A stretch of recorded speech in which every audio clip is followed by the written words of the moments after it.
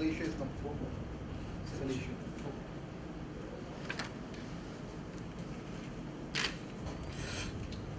Justicia is number 5. There is glass. Strides is number 3. Atom is 1.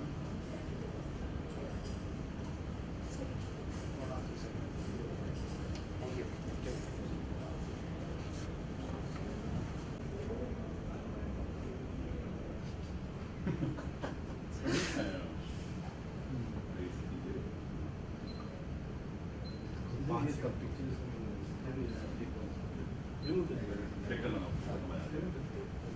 I'll use your cell phone. That's the best part. You don't know this. I don't know what you are doing. Okay, so, judges ready? I did. Presentation ready? Start. With the best. Let's start. And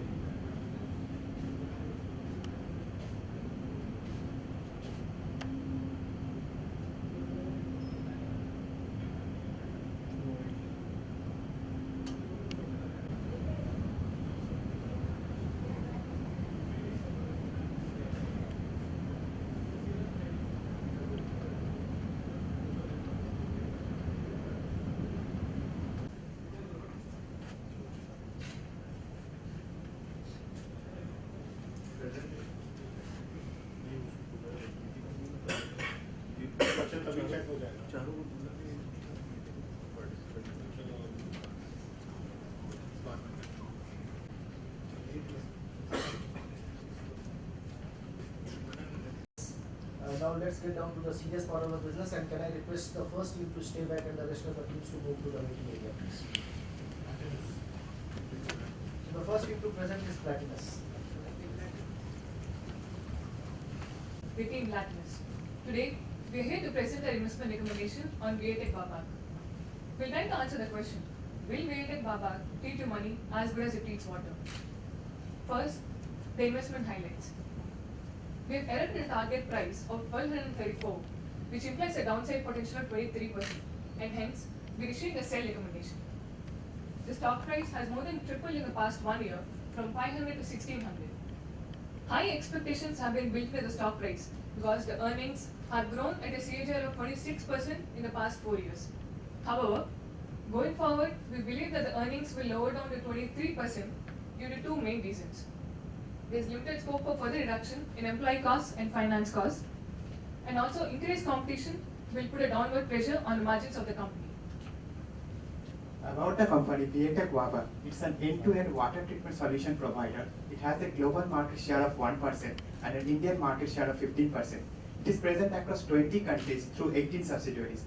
The major chunk of the revenue, 64%, comes from municipal segment, 80% comes from EPC, engineering, procurement and construction projects, and 20% from O&M, operation and maintenance projects.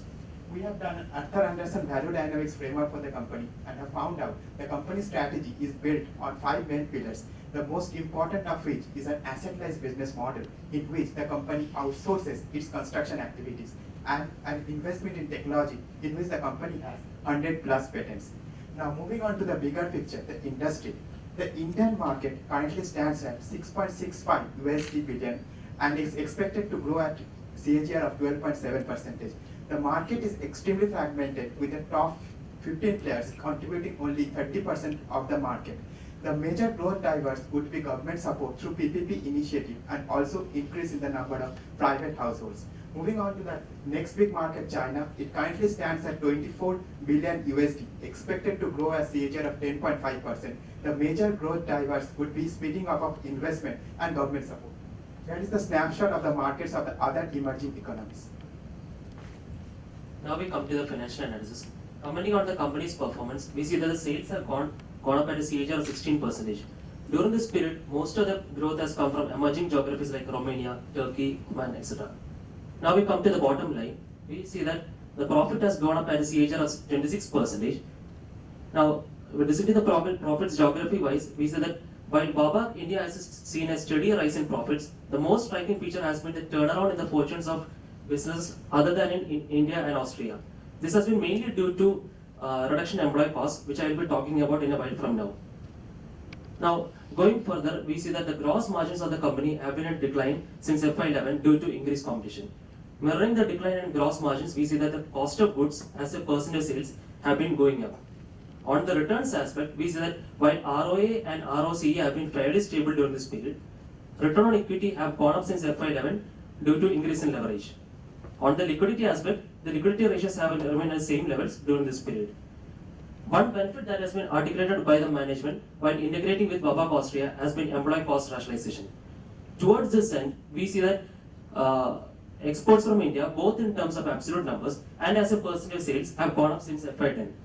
Another notable feature is that from FY10 to FY14, the sales have gone up by 82%, but in the same period, the employee strength has gone up by a mere 1.8%. These two factors combined have resulted in employee cost as a percentage of sales coming down from 13.7% in FY10 to just 9.9% by the end of FY14.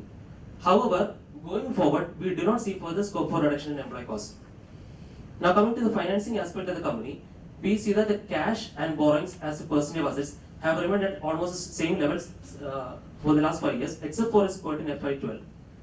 Also, finance cost as a percentage of operating profit has come down modestly during this 5-year period. Dwelling further, we see that effective interest rate on borrowings by the company has come down from around 10% in FY11 to 5.68% by the end of FY14. So, we see that declining finance cost has been a main driver behind the earnings CAGR of 26%. However, again going forward, we do not see further scope for reduction in finance cost, and that will be a drag on earnings growth going into the future. Coming to the investment rationale, we believe that desalination market will drive the top line growth as it is expected to grow at 20% CAGR in the next 5 years. The company's presence in the high growth countries as well as its experience with similar projects in the past will help getting revenues from this sector.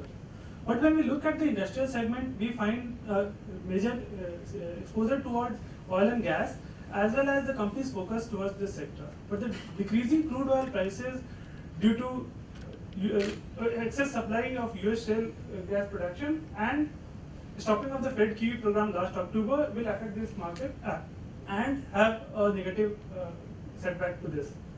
Coming to the competition, we see that the competition has been intensifying and the major competitors have been able to win the awards, win the contracts in India as well, as we can see here, and this will again put a downward pressure on the margins. Coming to the financial modeling and valuation, these are the major assumptions that we have made. On revenue front, we have assumed that for the next 5 years, the revenue growth will be 22%, followed by 17% for the next 10 years, and it will gradually taper down to 3%. Next, we have assumed that the O&M share will increase from the current level of 20% to 25%, and it will have a positive bearing on the margin. Last, we have assumed that there is a less scope for the further employee cost reduction, and it will be at a stable level of 10.5%. Coming to the calculation of cost of equity, we have calculated adjusted beta as 0.78 and the cost of equity as 14%. To get much more robust result, we have valued VA Tech Babak using 3 different models. The first one is dividend discount model, the second one is discounted cash flow model, and residual model. In dividend discount model, we have assumed that the dividend payout ratio for the first 5 years will be 20%, and as the growth will taper down, the dividend payout ratio is going to increase. So according to DDM, the target price that we get is 1,197. If we see the sensitivity analysis of the DDM model, we see that to make our recommendation invalid, either the cost of equity will have to fall below 13% or sustainable growth rate has to be more than 7%, which we believe is infeasible. Coming to DCF model, the target price that we get is 1,241. And if we see the sensitivity analysis of DCF model, we get the same result as earlier. Last, according to residual model, we get a target price of 1,251 rupees.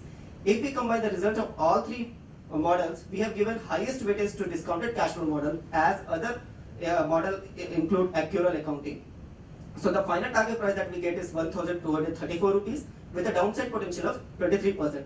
We have also done the relative valuation. However, we have not included a relative valuation result in our final number because we believe VA Tech Babak does not have any strict comparable. To reinforce our conviction, we have calculated Tobin skew ratio, which reiterates our standing of stock being overvalued. Last, we have done the scenario analysis in which in bull phase we have assumed that the revenue projection will be 30% for the next 5 years rather than the 22% of the base case. So the target price that we get is 1,670 rupees, and in the bear case the revenue projection that we have assumed that is 15%. It gives us the target price of 969 rupees. First in the risk analysis is the investment risk. Currently 20% of the company's capital is currently tied up with the Austrian subsidiary, which is earning less than 1% of ROE. So if the company manages to move this capital to some other profitable subsidiary, it can see a boost in the earnings. Next, the company has already formed a tie-up with Sumitomo Corporation, which has access to low-cost credit. So if such further tie-ups happen, the company can take up more projects and hence more revenues. If the company manages to decrease its material and construction cost by 1%, there would be an increase in profit by 8.8%. Again, it's an investment risk. And finally, if the company manages to foray into the Latin America market with the help of the Spanish subsidiary that it has already created, the revenue is going to experience a growth. We have modeled the uncertainty by doing a Monte Carlo analysis by changing the 5-year growth rate from 15% to 30%. This gives a 90% confidence interval of price range between 1131 to 1346. Similarly for COGS, we have varied it from 74% to 76%, which gives a price range of 967 to 1383. Moving away from the numbers, we have tried to analyze the various risks being faced by the company. The main strategic risk is the outsourcing risk due to its asset-light business model. The main operational risk is due to project delays and cost overruns. This is something real and we'll see it happening in the second quarter. The main external risk is risk due to increasing competition and which has resulted in them exiting from the China market. When we try to plot this, we actually see that the raw materials cost actually poses the maximum threat. Credit rating of the company has been fairly stable for the past 5 years, and ICA has recently upgraded it. When we look at the corporate governance report, it's been strong, but the only exception is the presence of MD on the remuneration committee. It's been a laggard when it comes to corporate social responsibility because it has only set up a committee after it's being made mandatory. So ladies and gentlemen, just to sum it up, we believe that revenue growth will be 22%.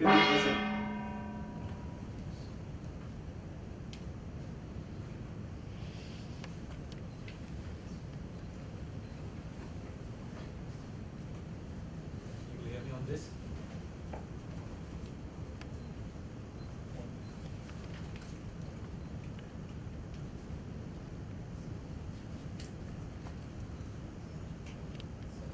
Can people hear? That's better. Okay, thanks folks, that was very interesting. Just a couple of questions for me. You focused on employee cost and financing cost, right? What will be really useful to understand is, first help us understand why did employee cost and finance cost fall? And secondly, why do you believe that fall can't sustain going forward?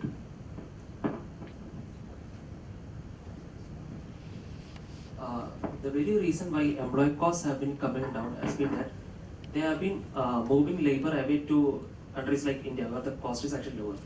Also, they have followed the strategy of something called India International Units, where if they are entering a new country like say Philippines in Southeast Asia, if the local regulations allow, they are opening it as a branch office, and even in the other case also they are opening a subsidiary, but the design work which they are doing, they will be doing it from India. So in that sense, they have been able to bring down the cost.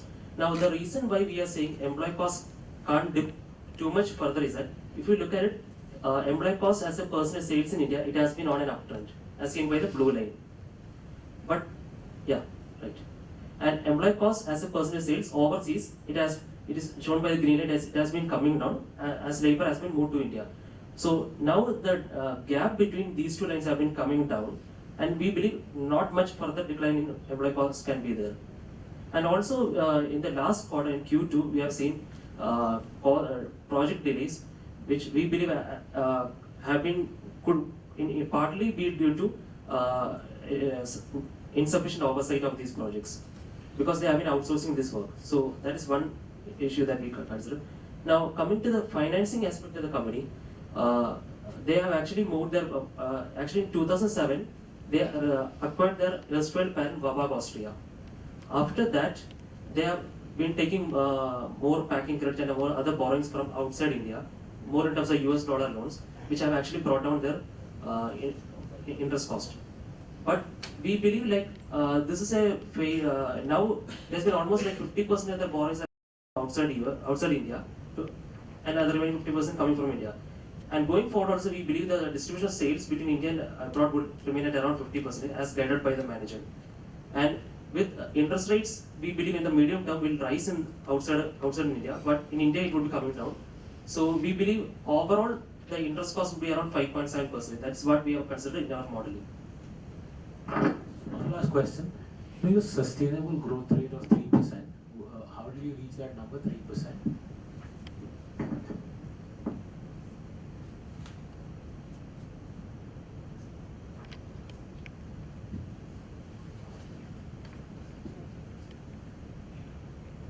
So 3% we have taken as a proxy for the long-term GDP growth rate. And even in our modeling, if we do the sensitivity analysis, the sustainable growth rate has to be 7.2% to be precise, so that our recommendation will be invalid. And we believe after 25 years, 7.2% of sustainable growth rate is not something that we look for.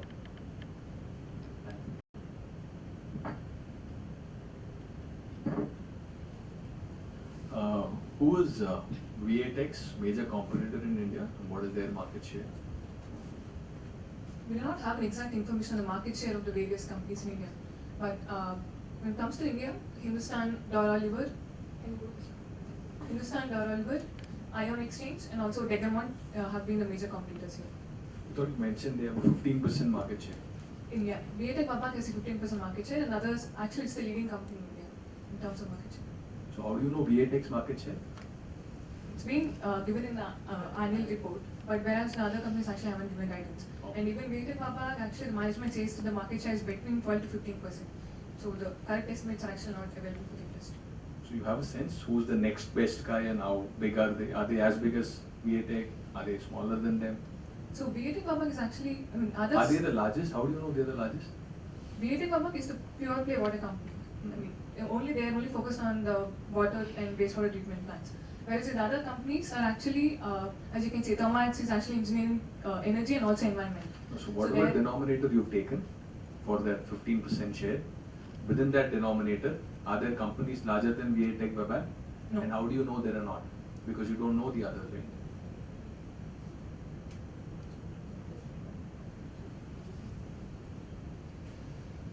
Actually, the denominator is not as such specified by the company. They just say that they How do you know they're the largest?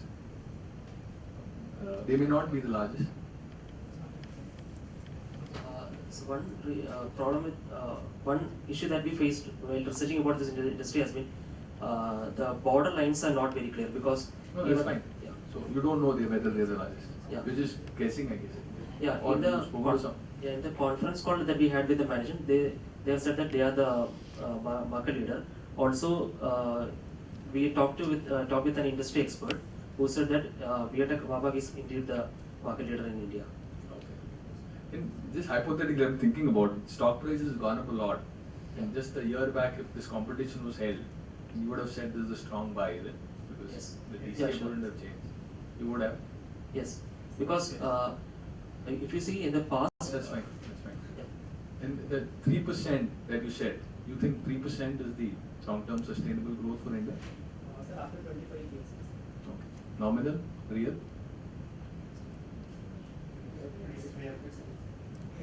It's real. Okay. Thanks. And what do you think drives revenue growth for this company? Why can't it be, say, 50% in 1 year, given that it has such low market share globally?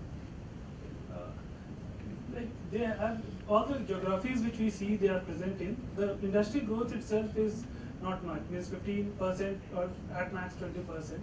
In India, they have a very good growth rate right now, and they have been beating the industry.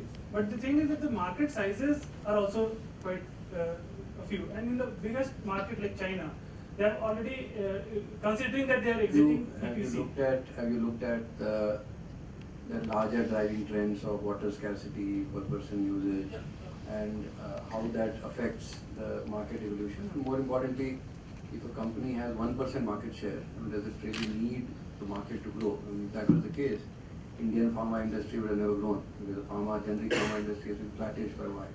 But these guys are growing at 25%, they're just gaining share. So how do you assume that market growth will drive VAT's growth? Actually, if you look at the broader level, what is driving the growth of the industry is that, especially in the developed countries, it's a replacement of the aging infrastructure that is driving the growth for the industry. In the developing world, it's creating the infrastructure for the first time itself. Now, for a company like Baba, the market need not be growing at such a high pace for it to have high growth. Because Baba now has a unique advantage in that it has got the Baba brand name, it has got the patents, and also it has combined that with the cost advantage while being operating out of India. If you look at it, like out of the 1,500 employees, 900 employees are from India. So that will help. Let me rephrase the question. I am trying to understand how do you project the growth rate. I'm not asking you for a background on how many employees they have there. And one more specifically, they have been following the guidance. Means for the past 3 years they have been reaching the guidance, and the company itself projects itself as getting 20 to 25% growth rate only. So currently we have taken as 22% because this is what they have been meeting the guidance for the past 3 years.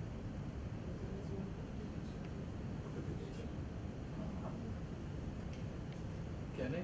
So after listening to Neelkant and after listening to you also, this is a good company, right? They've got a decent market share. They're doing well in India. They've got 1% market share in the global arena. The global market is huge. You've given in your appendix. So you don't know. They'll probably grow at 5% more than what you think in the next 5 years. 10% in the next whatever, right? That's possible, right? Isn't it? Then you just say yes or no. Okay. Then you've got a good management. You've got an industry that's huge. You've got a good company. You've got return on equity. This looks like a buy to me here. I mean, if I look at the global market size, so these numbers that you mentioned, growth in the next 10 years, so 17 becomes 25. What happens to the price?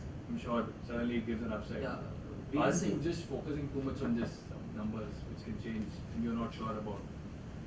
We are saying it's a good company, but not a good stock to own at this time.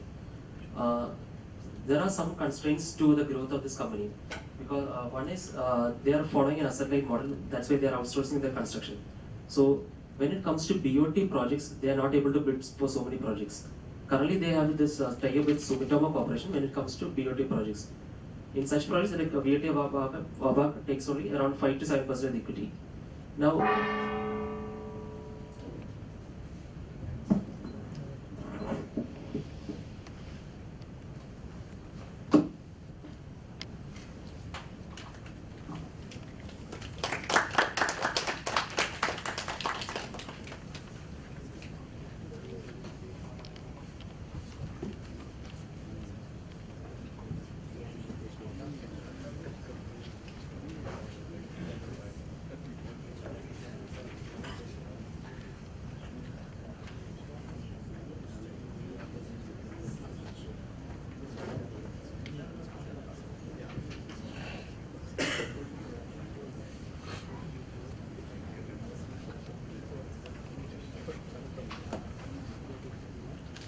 On one of the leading players in the logistics space, Gati Limited. Over the few years, the management has made some bold moves which has led to a huge appreciation in the price of Gati. Main question that needs to be answered is, will Gati be able to improve its cash flow in the coming years? And secondly, is this the right point to enter the stock? Based on our extensive analysis, we give a buy recommendation with a 21% upside potential to a target price of 333 rupees. Why do we say so? Because we believe that Gati has strong positioning, top-notch growth prospects, accelerating profitability, and risk handling and management. Together, we believe that Gati is a star for anyone's portfolio. Let's start with strong positioning.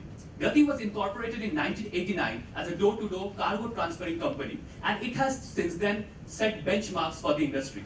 Things like cash on delivery, ISO 9001 certification, enterprise resource management things were incorporated much before its peers. Gati has 3 main verticals, and these 3 verticals comprise 97% to Gati's top line. Gati KWE is actually a 30/70 JV with Japanese logistics player KWE. Its major strength is its wide reach through which it captured 16% market share. Secondary research says that the express logistics is set to grow at a rate of 18% per annum. Now the synergies of the JV. The JV is going to bring about deleveraging the balance sheet. There will be further investment in growth, and it will facilitate cross-border transfers. Now we were able to identify logistics cost as a percentage to the revenue for the industries Gati provides its services to. All these industries are set to grow at a rate of 12 to 17%, and Gati, with its optimal client mix, is all set to participate in this growth. Gati ventured into e-commerce logistics space in year 2012, and it has been growing ever since. E-commerce in itself is growing at a rapid pace, and Indian e-commerce players are a subject of interest to many foreign players. The more value you create, the more profitable you are likely to become. We use the Porter's value chain analysis framework and plugged our details from primary research, and we found that indeed Gati was creating value in all of its support as well as primary activities, and thus it was able to charge a premium of 20 to 25% in its value added services. Gati is going to use its USPs of wide reach and cash on delivery services to fully participate in the e-commerce euphoria. Now Gati Kausa. The cold chain transportation and warehousing will grow at a CAGR of 18% and 16%. Gati, with its 200 plus reefer trucks and its plans for cold chain, will be having a strong position. The key growth drivers for this industry are meat product exports, QSR, and growth in organized retail. Also, Gati has been able to fulfill the key industry demands of being a solution provider, huge capital infusion by Mandala Capital, and low cost. Now, as we go further, the Gati ship, they have decided to exit from this business completely to reduce the debts and losses. Also, the Baltic Dry Index is at an all-time low, indicating low level of global shipping charges, thus strengthening their decision. Now we see Gati has no near competitor in its core competency, that is road transportation. Although TCI is comparable, but if you see the last 3-year PAT CAGR, it's 13% for TCI while 30% for Gati. In corporate governance, they are slightly below the industry norms, although they are high on board independence, but they lack on some other aspects. Also, when we investigated further, we found that they have invested into a power plant under the aegis of its promoter company and have done a significant write-down against a special reserve. In CSR, they are mainly into environment, community and education, and our team estimated the expense to be around 45 lakhs. So how will Gati grow in a conducive business environment?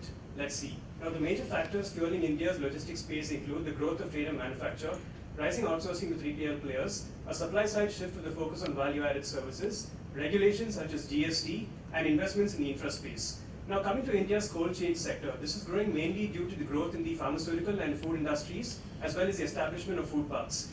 There are several factors that are critical to the success in this industry, but our channel checks indicate that for now, price is almost the most important criteria here. Now India's e-commerce industry is growing, but will Gati be able to capitalize? Of course, let's see how. The sector is expected to grow at 40 to 50% CAGR over the next 4-5 years, driven by increasing internet penetration and rising disposable income.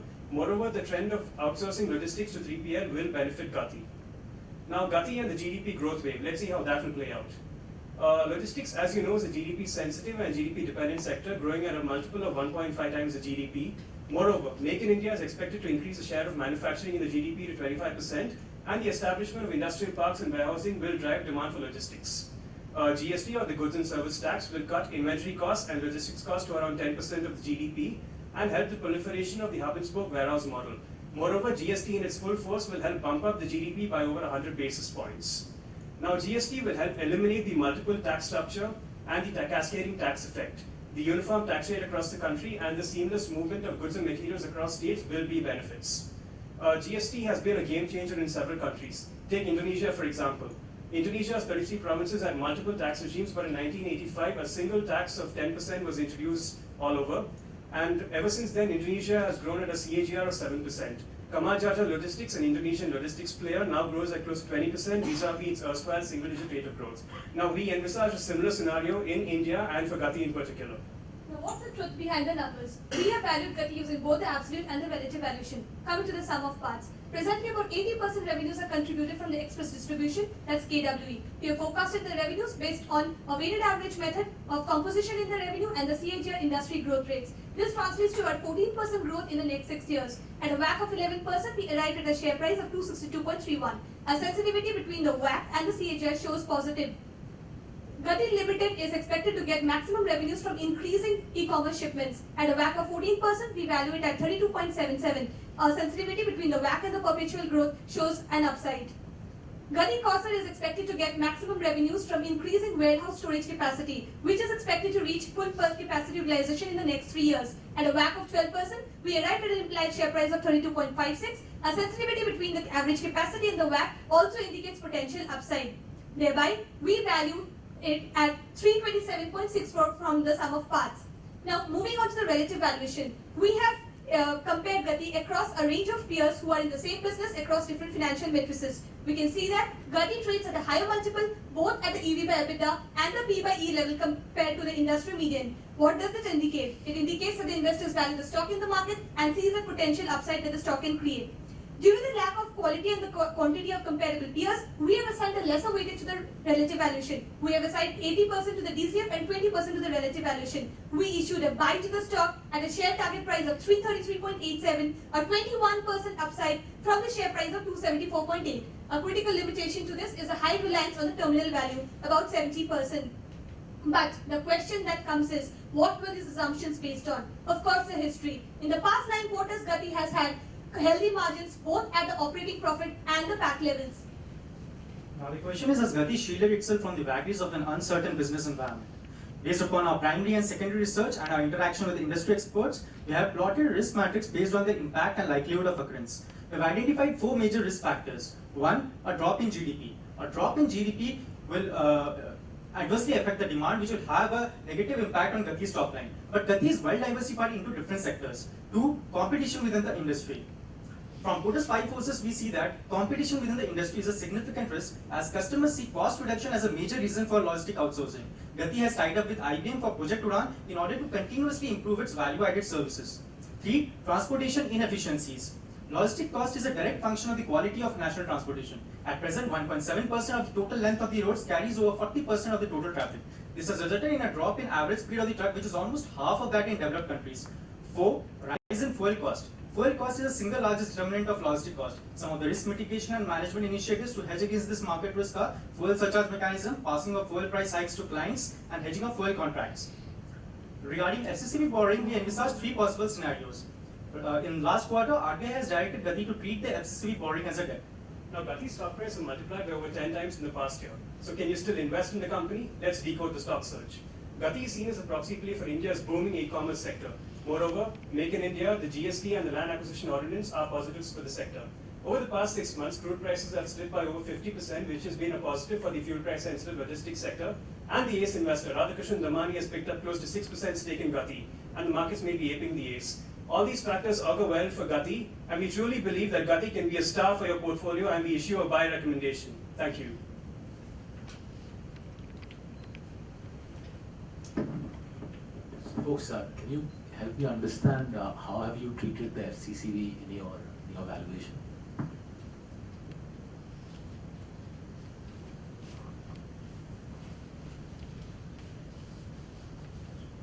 So these FCCBs were issued to Goldman Sachs, around 22 million. Now there were 3 possible outcomes. Scenario 1 was that when Gati treated as debt and Goldman Sachs would not sue them for conversion. Just to get to the point, in your DCF valuation, is the denominator including the fully diluted shares? It is. Okay. Fair enough. And secondly, how do you know whether Gati's accounts are believable or not? What gives you confidence that the numbers that this company actually publishes are real rather than figments of imagination? Well, so one thing is, ever since KWE came on board as 30% stakeholder in Gati KWE, one of the positive things in the market perception has increased. Corporate governance has been bumped up ever since KWE is on board, because the Japanese company is known for its quality in terms of corporate governance. So the market believes that ever since KWE came on board, the intangible benefits in terms of the numbers as well as the corporate governance have been positives. Okay. Can you just elaborate on that? Why are Japanese synonymous with good corporate governance? No, any MNC coming on board to a company would have a positive effect. You take Diageo and United Spirits, for example. Ever since Diageo came on board, there's been a total cleanup of the balance sheet. So a similar thing has happened over here. Daiichi and that Pardon? CFA and JSW? So there has been situations where it didn't, but then like there are situations and. Okay, I guess what we are getting at is there are historically there have been serious governance concerns around the company. I think you mentioned that write down. You mentioned there's no write down. This is something Sikkim hydropower plant. The promoter had put money in, then we mysteriously wrote it down. You also mentioned that he's about to sell his shipping business when the Baltic Dry Index is at an all-time low. What does that tell you about this promoter's capital allocation? So the thing is that there has been some misgivings definitely, but there are so many positives as well. That is why we believe that firstly the management is, there are many good points of the management is definitely that the eclectic mix of people in the management, like Mr. K.L. Chug is there, Sanjeev Jain, they have worked in different varieties of industries and they have provided results there, and they are also they are helping to provide results here as well. Secondly is that the management is meeting their guidelines. The guidelines that they issued in 2014 was like 11,232 crores, 1132 crore was the revenue for 2014, and they predicted that it will be 1,700 crores. At the face of it, it looked like about a 60% growth would not be possible. But now we see that they are actually meeting the guidelines to about 10%. Even in the operational phase, they made some challenging. Figure like they will improve the operational efficiency from 500 to 900, and they are actually meeting the guidelines. So how do you know they're actually meeting it? They obviously say they are, but how do you know whether that's for real or whether it's just them saying? So have you spoken to a third party? Do you know who the auditor is? Do you know who the auditor is?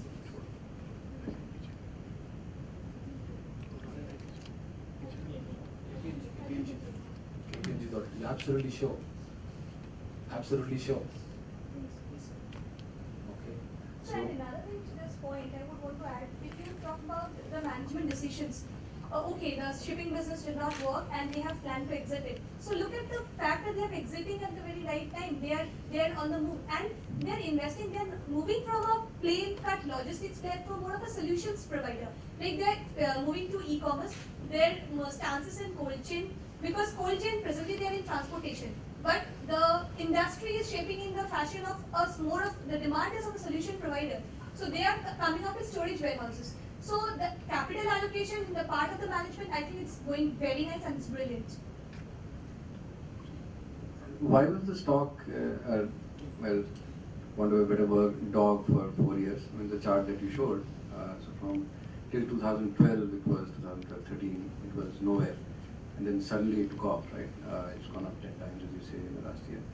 So why did that happen?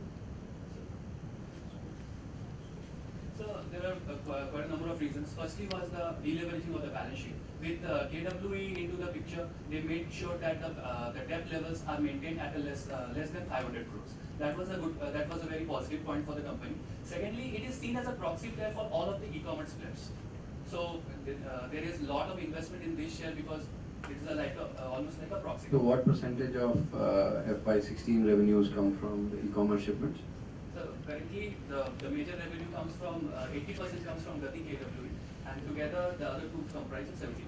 And, so you're saying that the stock went up 10 times for something that contributes 17% of the business? Yeah. Yes. So actually, because it is rising, because there are many other factors. The e-commerce is more. E-commerce is more on the rules that are coming.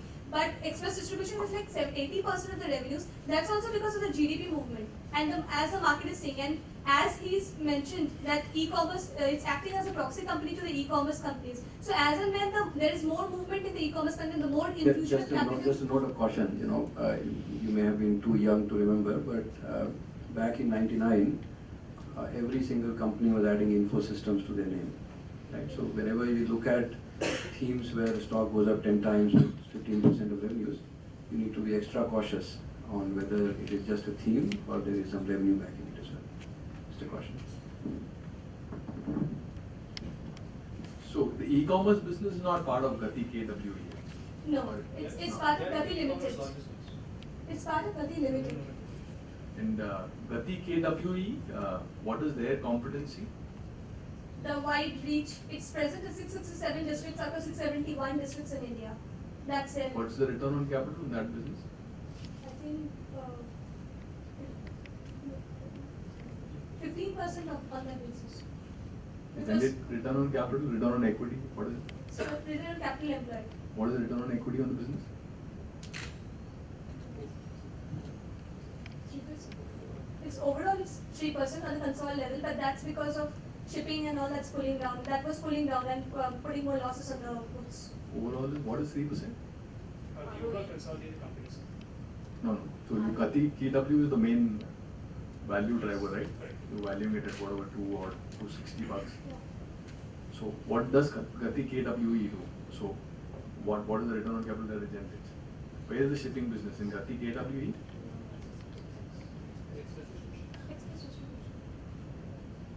So where is the shipping business?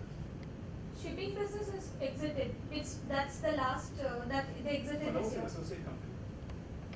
So KWE generates what return on capital? And what percentage of the business is KWE? Very simple question. Percentage of the business that its contribution to the revenues is at 80%. Okay, contribution to profits. Contribution to profit is It's around 90% because 90%. Contribution to capital employed? 15%. No, capital employed. RC. Break up. So if Gati is 3% and Gati KWE is 17%, doesn't kind of. So because of Scorsese is currently in losses and we expect it to break even by 2017 and moreover, they are already investing in the storage capacity for Corsair. Currently, they are only into reefer You transportation. have a slide where you show return on capital for KWE or profit and capital employed. That's what you like, I guess, right? yeah, but Just a trucking company, right? KWE. KW, yeah, it's just distribution, express distribution. That's what the entire company. We Okay. don't have a slide for Nice. that. Okay, fine. So I'm still wondering why is Quasar driving down the return on capital So, for the entire till company? now- till So what is now- it? How negative is it? Corsair was -2%. Yeah.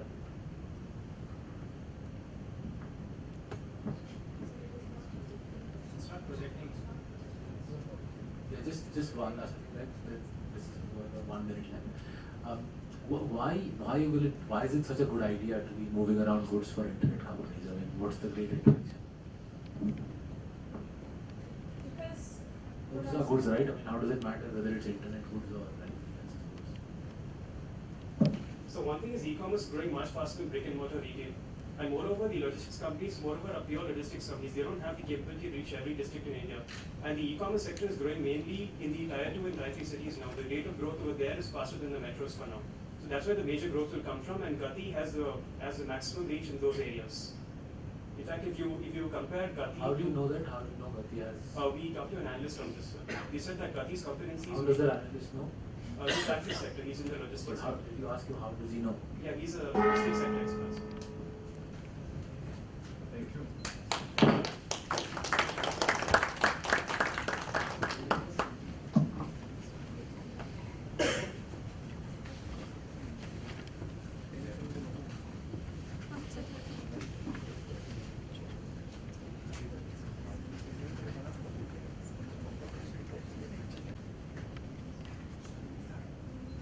Good evening, everyone. First of all, we thank judges and CFA Institute for giving us an opportunity to present our analysis on Ashoka Mitra.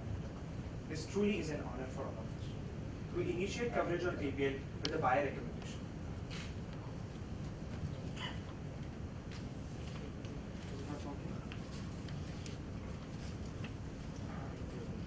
We initiate coverage on ABL with a buyer recommendation.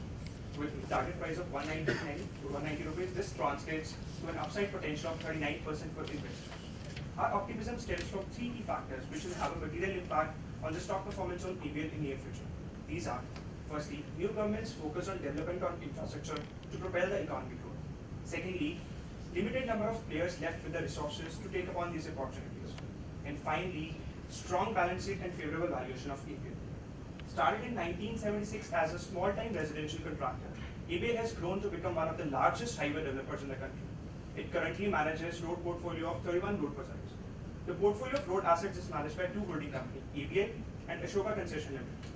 ACL was incorporated in 2011 when ABL transferred 8 of its road assets to the new subsidiary. Later in 2012, ABL sold 34% stake in the subsidiary to SBI Macquarie for INR 7 billion. Next, we'll have a look at the valuation opportunities in infrastructure.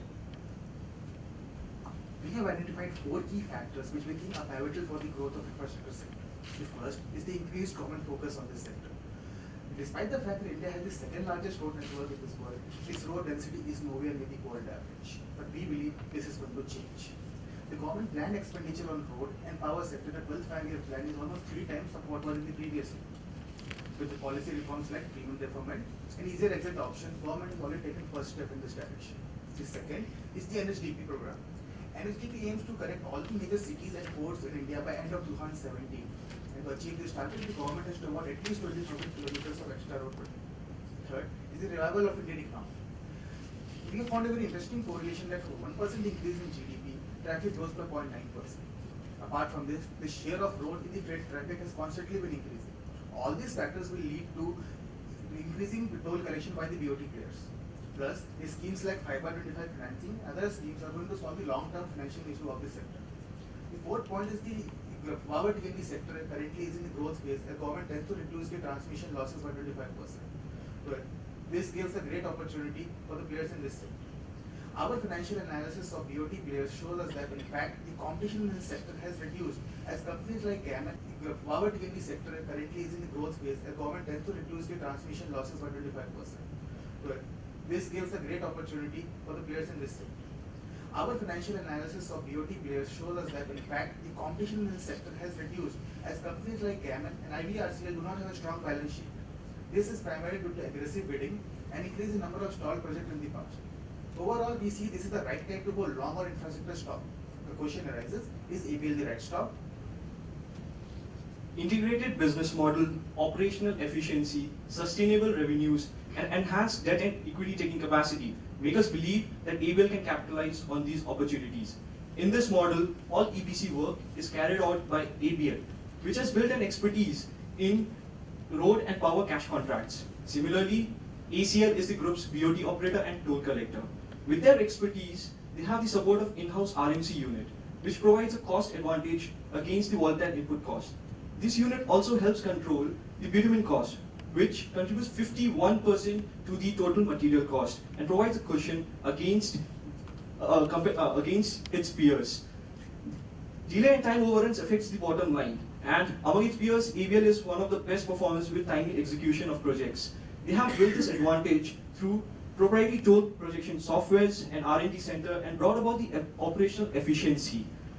ABL is a dominant player in National Highway 6. It connects the industrial belt from Maharashtra to West Bengal. Major operational projects here would give sustainable revenues for ABL in the next decade. They have timed their entry into power T&D sector very well. With larger and sizable projects on offer, they have a revenue outlook for next couple of years. They have a very strong financial stability, and they have the backing of SBI Macquarie, which has committed equity infusion on projects basis. They also have the credit rating upgraded by CRISIL, which means cheaper funds. These and other factors gives us a well-funded company which is bound to bid for further projects. Now we look at the corporate governance structure of the company. ABL's good corporate governance makes the strongest case for investment in the company. ABL has diverse board with 50% of its members being independent directors. Audit committee and 3 other most important committees have most of its members being independent directors. Based upon this, ABL gets a Benisham score of -4. Scores less than -2 should good reporting financial practices. ABL has also won several CSR awards for its efforts in education and healthcare. We went one step ahead and calculated corporate governance score for ABL and its peer based upon these 4 parameters. In reporting practices, we observed that one of the peers used to show BOT assets as fixed assets, whereas ABL does the right thing by showing them as intangible assets. Also in external audit, we found out that son of one of the whole-time director was partner in external auditing firm, which can lead to a possible conflict of interest. All this translates to overall corporate governance score of 74 for the ABL, which is by far best in the industry. Moving on to financials, road sector have some unique features such as long gestation period and large capital investment. That is why we have developed our own framework to carry out financial analysis based on these 4 pillars. ABL has gained competitive advantage by including debt discipline as part of their long-term strategic vision. Low debt to equity of 2.4 compared to 3 that of peers shows higher balance sheet discipline. Moving on to the next pillar, ABL has completed projects within time limits, rather before times. So that translates to higher EBIT margin of 14% as compared by 12% which is enjoyed by the peers. All this translates to higher operational discipline. Moving on to third pillar, which is cash generation and PAT improvement. We are confident that ABL will generate sufficient cash flows to win and bid and execute these projects in future. All this translates to a very strong fourth pillar, which is higher return for investor. Overall, ABL ranks second amongst its peers when it comes to financial health. Next, we'll have a look at valuation. We have valued ABL using 2 different approaches, sum of the part method and relative valuation method. In SOTP method, we have valued board division using NPV method and EPC division using EV by EBITDA multiple. In relative valuation, we have used price to book value multiple. Our NPV approach is based on our long-term estimates of traffic growth being 5% and WPI being 3%. Revenues include toll collections, while expenses include annual and periodic maintenance expenses and toll booth expenses. WACC of 13% gives us an enterprise value of 38 billion rupees for board division. Now coming to the EPC division, PS have been selected on the basis of EPC revenue from road and power sector. We have applied a discount of 15% to the EV by EBITDA multiple since ABL is not a very big EPC player as compared to its peers. So this method gives us an enterprise value of 18 billion rupees. Now adjusting the debt value and cash equivalents, we get a share price value of 196 rupees. Coming to the relative valuation, we have selected peers that have similar business profiles as compared to ABL. We have used a re-rating factor for the industry considering changes in the macroeconomic scenario and government's focus on infrastructure sector. We observe that ABL traded at a premium of 15% as compared to its peers because of its great executional abilities and well-placed financials of the companies. At 1.83 times its price to book value at the end of FY16 gives us a share price value of 176 rupees. With 70% weightage to SOTP and 30% to relative valuation gives us a share price target of 190 rupees with 39% upside potential. A sensitivity analysis shows that a model is more sensitive to traffic growth estimates than WPI. Monte Carlo simulation adds further credibility to our price targets. Now we'll have a look at the risk analysis. We have identified risk in 3 broad categories depending on their nature, impact and likelihood. Strategic risk, which are very specific to the business model, external risk, which are beyond the scope of management, and model level risk. After talking to management, we understood that business will continue their focus on BOT while government is moving to EPC contracts. This may lead to lesser future contract awards and may need to change the future focus. ABL is strong in NH6, but it is not dominant in North India. This points to the concentration risk. These type of business are prone to external risk, and 45% of the projects are stalled due to external factors such as land acquisition, clearance and funding issues. Our target price is susceptible to the model level risk, and if our target for traffic growth misses our target of 5%, our recommendation will change from buy to sell. ABL is actively mitigating these risks by business diversification, R&D to maintain the cost advantage and maintaining the funding cushion. To conclude, we have a strong government at center, positive outlook for investment, which makes road sector a very great opportunity. ABL is well funded and backed by great management, which is experienced and passionate to take this business to the greater heights. Integrated business model gives the cost advantage and required flexibility. All these factors make a strong case for ABL to be included in your portfolio. With this, we reiterate our recommendation to buy. Thank you for your attention, and we would like to open the floor for questions.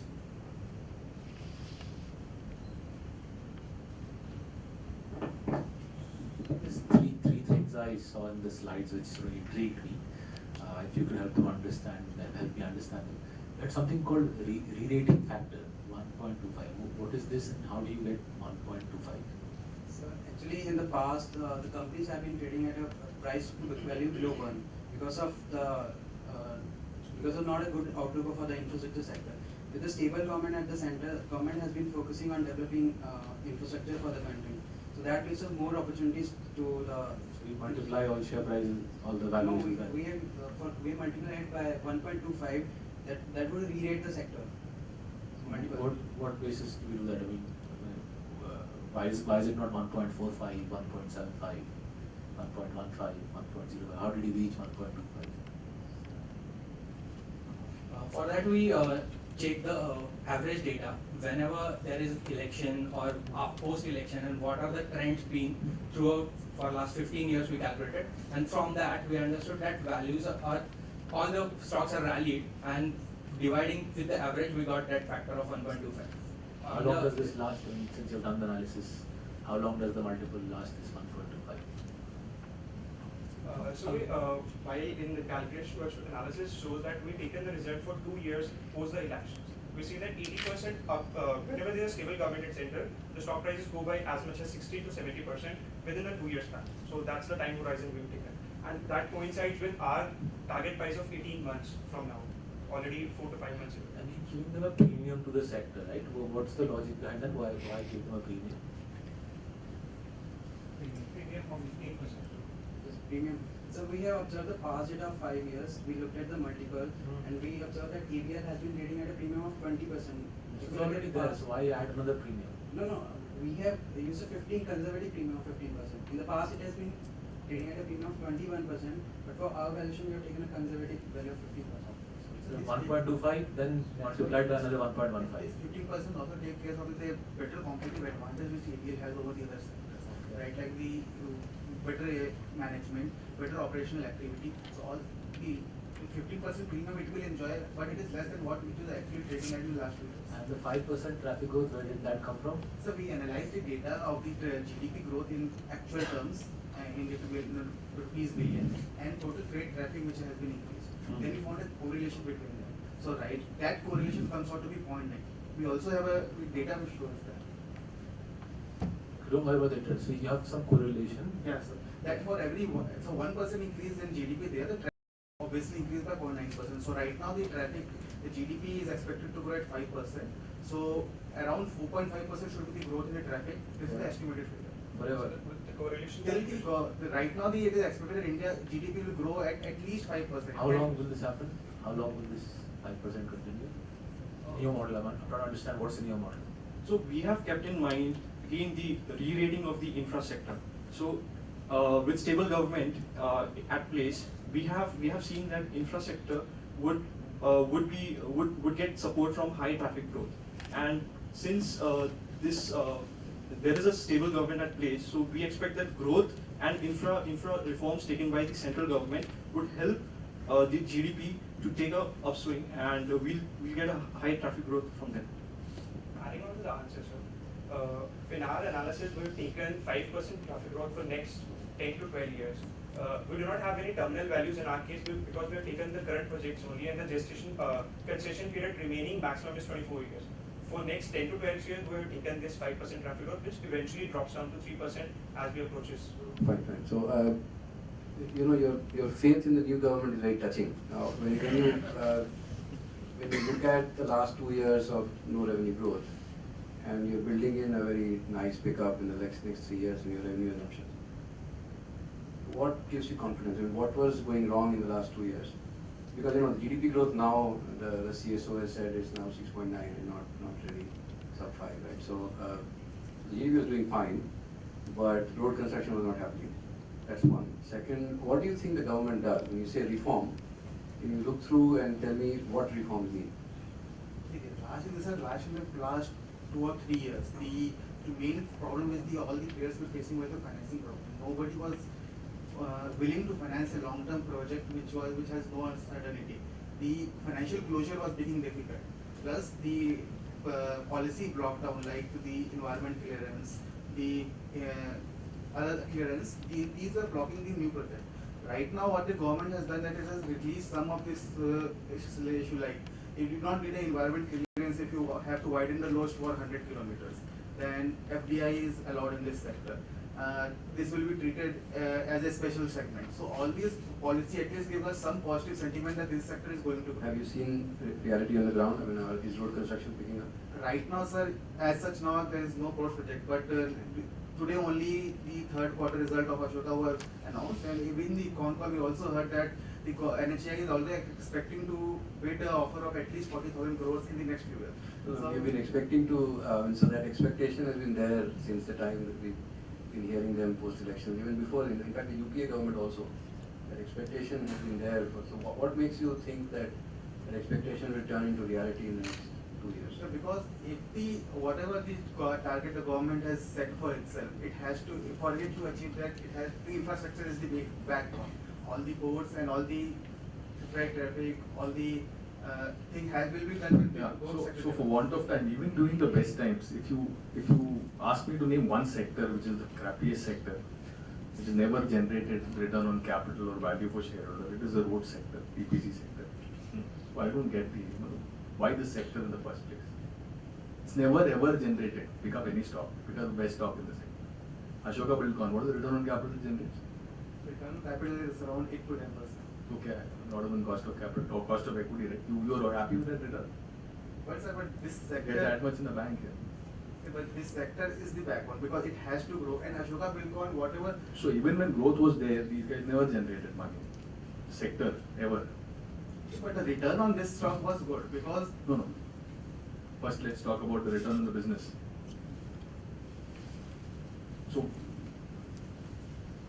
Sir, our analysis tells that there will be returns in future, although it has not been in the past. But which company have you seen which has generated a decent return on capital in this sector for some sustainable time? J-Kumar Infra gets a return on capital of around 9 to 9.5%. So which That's is good enough for you.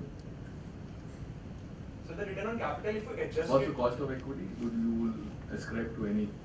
16 to 17%. So 9.5 is a value destructor, right? That's the return on capital. Return on capital for this cost of capital. Okay, so are you aware that the EPC business, when you value and when you do your own projects, you are charging some margin to your own projects, and we've seen all companies charging a higher margin, which eventually impacts the road business, which you will never know. You will know after 15 years, 20 years. So how do you factor that into valuations? Are you aware of this?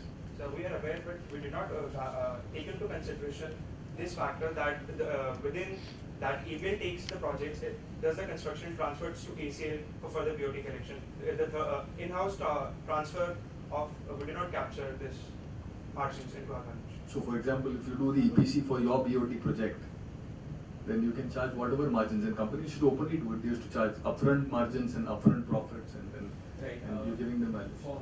For EPC valuation, we selected the peers, understanding their EPC EBITDA margins. For example, we have particularly skipped IRB because their margins on EPC are very high due to the in-house projects. But the peers that we have selected, like KNR, for them, their EBITDA margins for EPC are into the regions, into the range which is acceptable in the industry, which is around 14 to 18%. What EBITDA margins? For EPC. EPC, who makes? EPC, I mean, when they transfer the project in-house, they put that margin. What is the EBITDA margin for the road sector, you think? Average? 12.5%. Are you sure? Average? EPC for the EPC sector it is around 70%. How much on? BOT is for BOT it is 70% or the BOT is what? 17%. Around 65 to 70%. What? In the What BOT comes sector, in in the margins. Margins for 17%, you mean you do a project in the BOT sector or you operate the BOT? Operate. Just 17% margin? 65 to 70%. 7-0. Okay, no, I'm asking about the EPC side. EPC is You have done for a short of time. You've done BOTs, the evaluation for every BOT? Yes, Every project? all the projects which are Individually? Individually. Net present the largest contributor? We started with the cash flow. Top line, we have toll collections we have included for each project. No, you calculated each project independently? No. You haven't done that? No. We have started with the top line. You added everything together? Yeah, then we started because we don't have debt breakup for project. Thanks.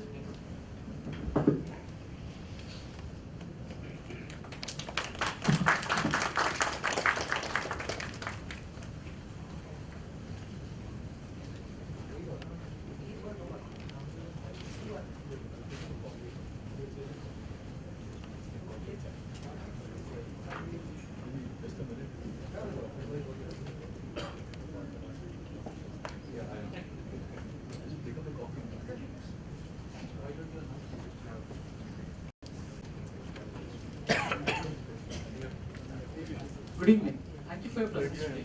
We are Team Cilicia and we initiate coverage on Hindustan Sanitary Ware and Industries Limited with a buy rating and target stock price of 496 rupees, which represents a 21.86% upside to the current stock price. We believe that there are five major factors which support our buy rating. The first is the growth in the building products division. The second is the turnaround in the packaging industry. The next is the cost savings and margin improvements. Then HSIL, which is trading at a discount right now, and the deleveraging of the balance sheet. If we look into HSIL's business, we see that it consists of two main parts. First is the building products division, which consists of 49% of the revenues and consists of faucetware, sanitary ware, as well as its retail arm. And the packaging division, which consists of 51% of the revenues and is into manufacture of glass and PET bottles. If we look into the building products industry in India, we see that HSIL is the market leader in sanitary ware with 40% market share, as well as it is placed second in the faucetware market with 13% market share. The bottling industries in India majorly consists of a duopoly between Hindustan National Glass and HSIL, which together have a total of 65% of the market share. We now move on to what forms the crux of our presentation: why should we buy HSIL? We have four major arguments to support our recommendations. First, highly defensive building product division. With Indian sanitary ware and faucetware market growing at 12.5% and 15% CAGR respectively over the next 5 years, we see huge growth potential in this division. The real estate market is said to grow at 14% CAGR over the next 5 years. Taking this growth into account, we estimate an annual demand of 2.3 million pieces per annum from the replacement market alone. Lowest sanitation levels in India,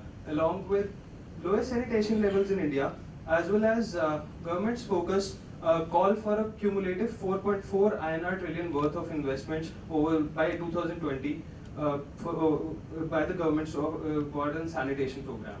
Also, government's resolution to build 500 smart cities as well as the Swachh Bharat campaign is going to drive these numbers only upwards. We are quite bullish on HSIL due to its unparalleled brand equity and strongest distribution network. HSIL, our market survey of more than 100 customers and retailers shows that HSIL has the strongest top of mind recall. In 2014, HSIL trended the most on Google Trend, making it customers' most favored brand with offerings across all price points. Also, management's continuous efforts to build capacity in the past will result in reducing the percentage of traded goods from current 36% to 32% by FY19, thus driving up the EBITDA margins. Hence, we are quite bullish on the growth of building product division. Second, we believe that packaging product division is at an inflection point. Trends like lowest per capita per glass consumption as well as high growth in allied industries is set growth for this division. Also, HSIL's strategic location in close proximity to United Breweries and Sabila's plants save huge freight costs for the company as it forms a critical component in the bottling industry.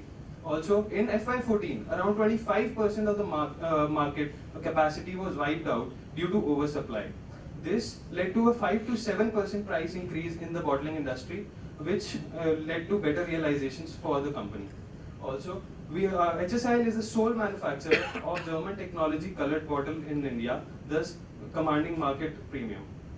Also, the group diversified into high growth PET bottling division, which is set to grow at 20% CAGR over the next 5 years. Hence, we believe that bad days for this division are over and good days are here to stay. Third, we believe that HSIL is strongly focused to improve its bottom line. The premium portfolio of the company is going to improve from 53% currently to 65% by FY18, driving up the EBITDA numbers. The replacement market in India, which is at 10% vis-a-vis 80% in developed countries, suggests increased retail exposure in the coming days, which means improved margins for the company again. Also, the capacity utilization of both the divisions is going to improve in the coming years, which will lend operational efficiency to HSIL. We believe that the company in 2014 replaced almost 10% of its fuel portfolio with PET coke, thus resulting in a 4% cost savings in fuel alone. Thus, we believe that HSIL is strongly going to improve its bottom line in the coming years. On the basis of fundamental analysis, we believe that the stock is undervalued, and this forms the basis of a fourth rationale. So we have deployed three valuation techniques: DCF, SOTP, and trade comp to arrive at a target price of 496 rupees, or 21.9% of the current market price of 407 rupees.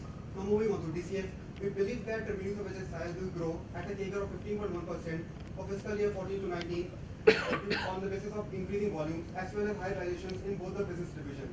Also, EBIT margin is expected to improve from 8% in fiscal year 14 to 15% in fiscal year 19 due to change in fuel mix from fuel to petcoke as well as debottlenecking of its sanitary ware plant. Also, we assume that capex is around 250 million rupees for fiscal year 15 and 16 as per the management guidance, and thereafter we have capped capex revenues at 4.8%. We also believe that operating cycle will improve from 110 days in fiscal year 14 to 81 days in fiscal 19 due to improving financials of the company. Now taking a back of 11.8% and terminal growth rate of 4%, we arrive at a DCF value of 478 rupees. Now moving on to SOTP method, we have used EV by EBITDA multiples for both the business divisions and hence arrived at a value of 540 rupees for building products, 123 for packaging division, and subtracting a debt of 135 rupees, we arrive at a SOTP value of 528 rupees. Now moving on to trade comps, we have used two multiples, E by E and EV by EBITDA for fiscal year 15 and 16. Assigning an equal weightage to all the four multiples, we arrive at a trade comp value of 545 rupees. In order to conclude our valuation, this is the football field chart which represents all the valuation techniques. Assigning a weightage of 70% to DCF, 15% each plus OTP and trade comps, we arrive at a target price of 496 rupees. On this basis, we strongly believe that HSIL is a buy. Now let us take a look at the numbers. HSIL has sound financials which gives it even a stronger platform to grow in the future. Firstly, with one of the highest cash flow from operations to sales ratio in the industry, HSIL will be able to generate a lot of cash from its operations. Now, this cash can also be utilized in deleveraging the balance sheet and also in future capacity expansion, both organically as well as inorganically. The cost structure will improve marginally. This is because of the introduction of petcoke, which resulting into 4% of reduction in the fuel costs, as well as debottlenecking the plants as proposed by the management. As depicted in the graph, revenue mix would be dominated by the building products division in the future, especially faucet wares. This would enhance the bottom line of the company. The profitability would not only increase because of this, but also because of increased premiumization of the building products division, increased retail exposure, as well as increase in the in-house capacity of faucet ware by 2.5 million pieces by end of this year.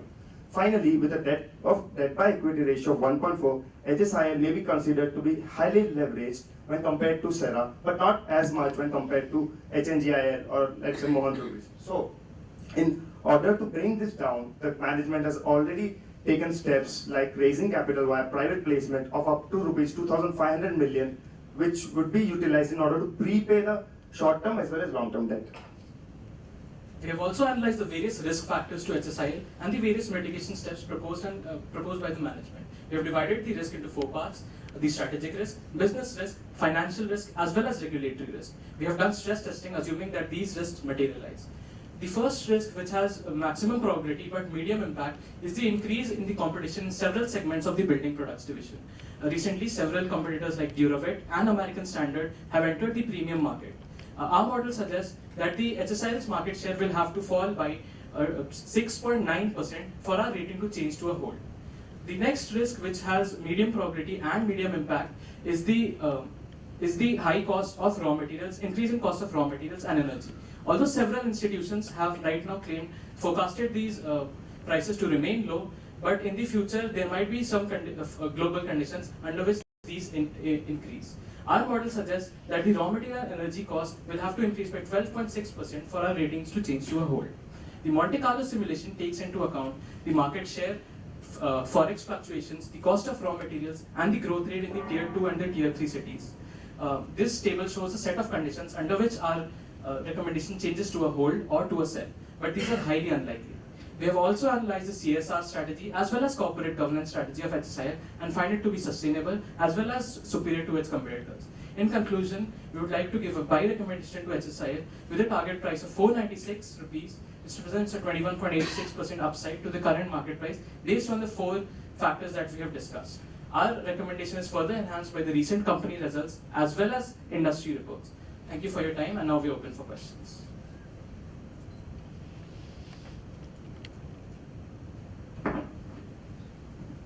Can anyone tell me what percentage of your valuation comes from the packaging division and what percent from the sanitary ware division? Can you help me to break your valuation, the DCS valuation into the two parts? No, we have, so you want to know about the SOTP valuation, per se? Just help me understand, if given that you valued HSI at 496, Right. how much of that is your packaging division? Okay, so, So packaging division would be around 20% and 80% would be our building product division. And what's the return on capital employed on the packaging division?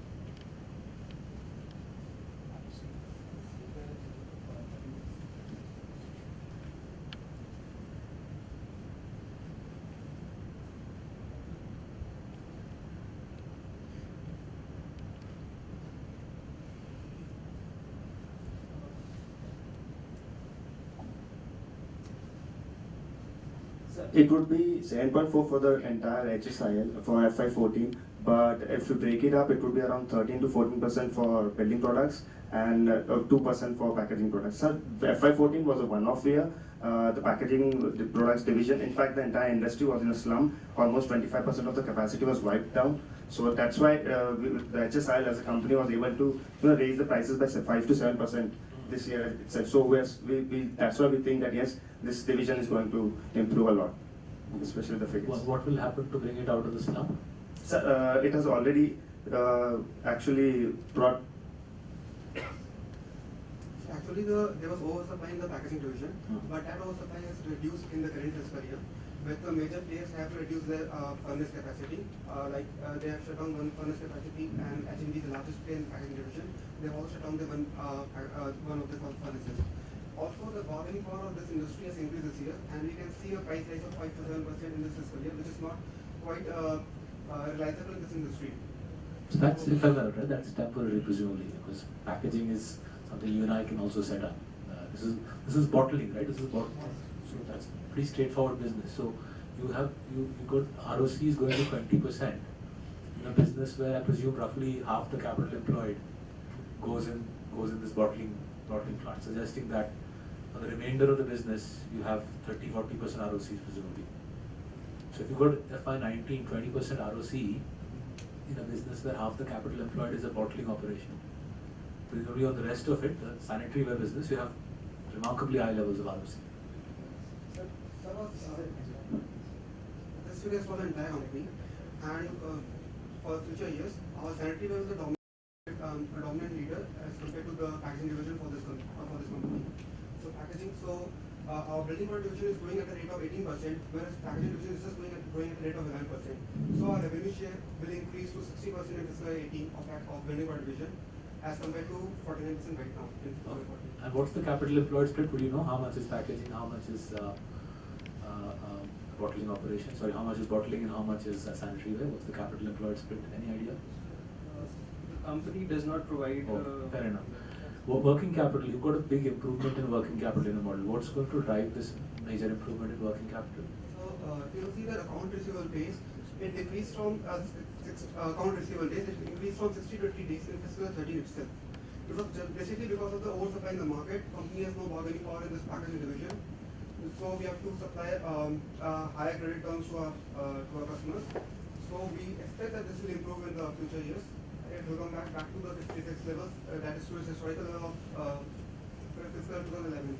Also, our payables, they have increased from 47 days to 54 days, primarily because company has raised a lot of debt, which has impacted a lot of financial burden on the company. And now company is raising around 2,500 million rupees through private placement, which will further improve its account payable days and will come back to 51 days. So on this basis, we believe that this operating cycle will improve to 81 days.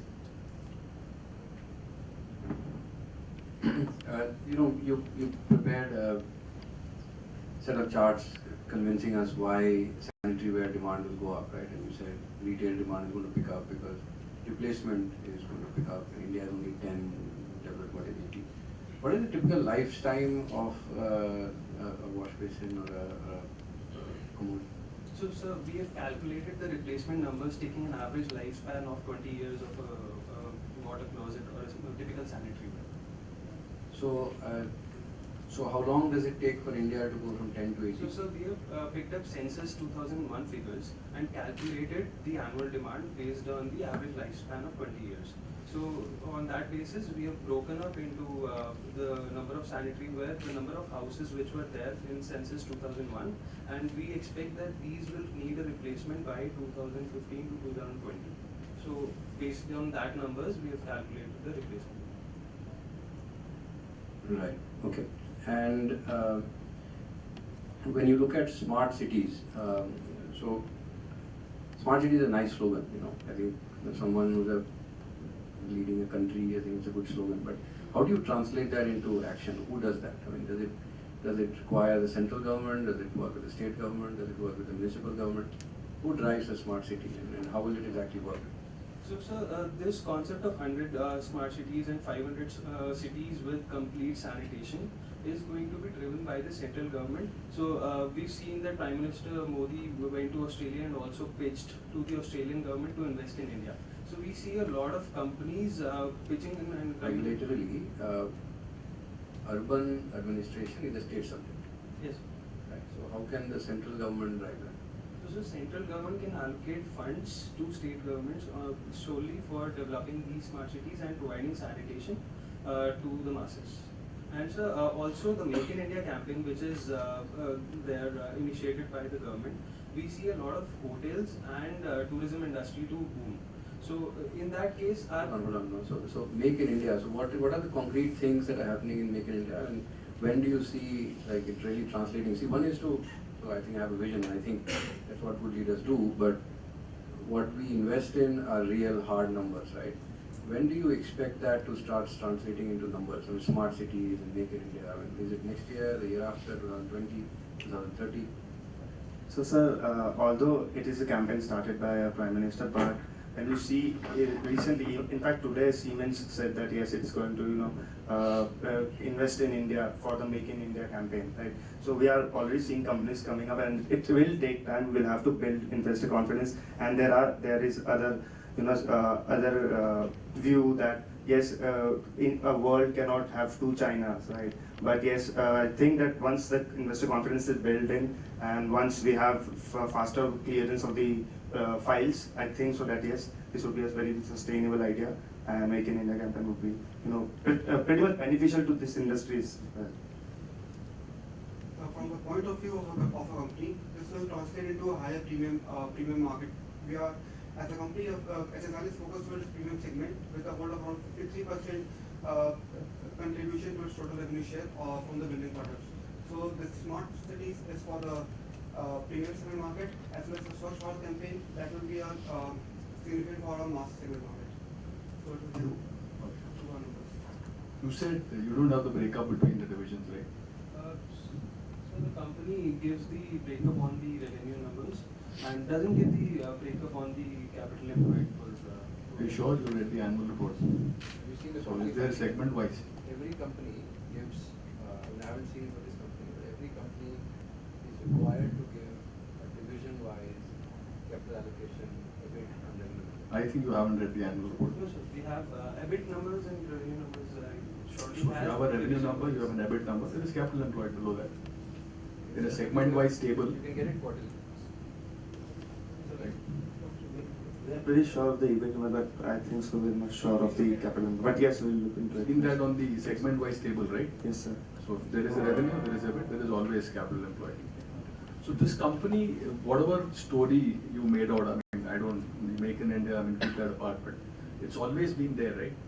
For this company, but it's never traded at a multiple that you've given on your different valuation methodologies. What is it that has changed for this company that will re-rate it? Because this stock has kind of gone up 4 times. Right. And even though you will say that you would have had the same stock price estimate had you done this presentation 1 year back, I just refuse to believe you. So, Right. what So is it that first of all, since in the past year there has been a tremendous boost in the sentiment, especially in the building product segment. So you see the stock price of Sera. No, forget the 1 year. Last 10 years, 15 years. This is always. Okay. Yeah. So for the last. You looked at the last 15 years multiple for the stock. Yes. So it has it is right now trading even at a discount to its peers. It has almost traded at the same.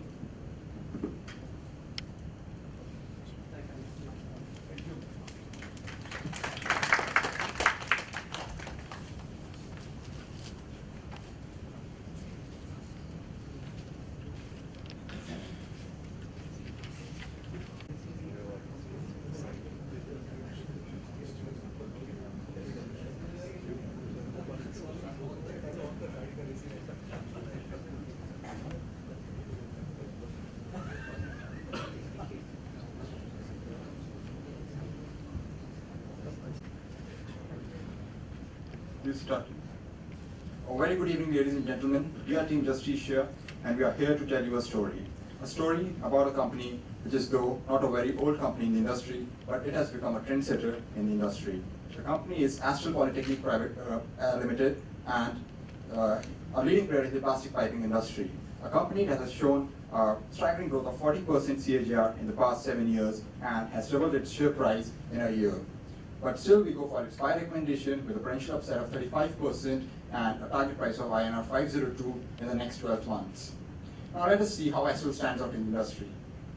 Talking about Astral's business model, so it is a company whose core capability lies in its innovation. It is a company that has gone for branding initiatives and it has turned a commodity product like piping into a niche product. The other remarkable thing about Astral is its wide distribution network, which has 400 plus distributors and 80,000 plus dealers, and it reaches its customer base only through its dealer distribution network, and in this way it reduces its receivables and generates more cash, thus improving the quality of assets. Talking about Astral's growth strategy, so the company has gone for market penetration through its already existing products, and in this, the key driver is Astral FlowGuard.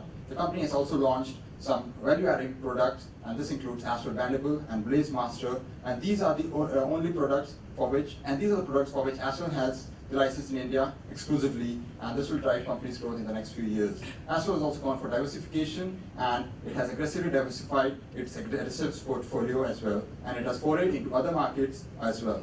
Now we take two competitors, and you can see how Astral is a leader in all the parameters.